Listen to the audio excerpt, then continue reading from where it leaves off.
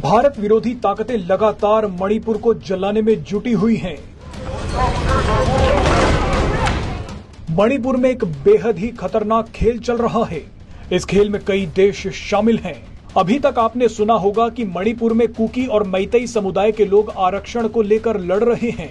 कई लोगों ने यह भी बताया होगा कि पूरे नॉर्थ ईस्ट को ईसाई बनाने की साजिश चल रही है।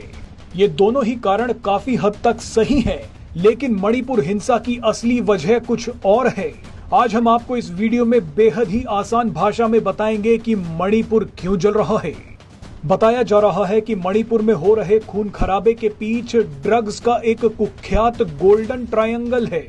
मणिपुर अफीम का स्वर्ग कहलाता है। यहाँ बड़े पैमाने पर अफीम की खेती होती है। अफीम की खेती पर कुकी समुदाय का कब्जा है, लेकिन 7 साल पहले सरकार ने इसे रोकने की कार्यवाही शुरू कर दी।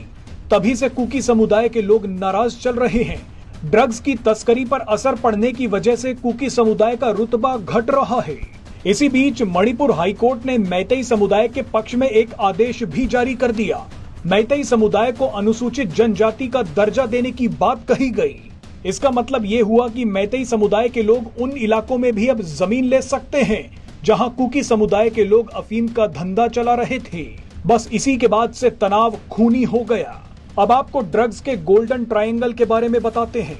दरअसल देश का नारकोटिक्स कंट्रोल ब्यूरो मणिपुर को लेकर लगातार चेतावनी देता आ रहा है। मणिपुर की सीमा म्यांमार से सटी हुई है। म्यांमार ड्रग्स के गोल्डन ट्रायंगल का सबसे महत्वपूर्ण हिस्सा है। गोल्डन ट्रायंगल म्यांमार, थाईलैंड और लाओस के बीच स्थित है। ड्रग्स के इस गोल्डन ट्रायंगल को साउथ एशिया में ड्रग्स सप्लाई का सबसे बड़ा स्रोत माना जाता है।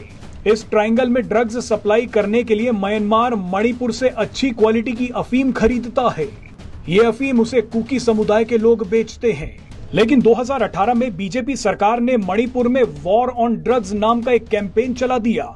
मणिपुर में जहां जहां अफीम की खेती हो रही थी उन्हें नष्ट कर दिया गया। कुकी समुदाय के लोगों को ये बात बिल्कुल पसंद नहीं आई। एक अनुमान के मुताबिक मणिपुर में 2 लाख किलो अफीम नष्ट कर दी गई है। इतनी अफीम से 8,800 किलो शुद्ध हेरोइन बनाई जा सकती थी।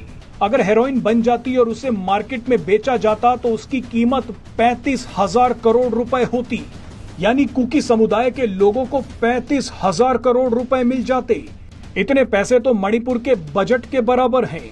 लेकिन बीजेपी सरकार ने मणिपुर में ड्रग्स के धंधे पर सर्जिकल स्ट्राइक कर दी। जनवरी 2017 से अप्रैल 2023 के बीच 5 सालों में मणिपुर में ड्रग्स से जुड़े मामलों में 2,518 लोगों को गिरफ्तार भी किया जा चुका है। अब आप समझ सकते हैं कि कुकी समुदाय के लोग इतना गुस्से में क्यों हैं। अब आप अंदाजा लगा सकते हैं कि कुकी समुदाय के लोगों को हथियार कौन दे रहा है।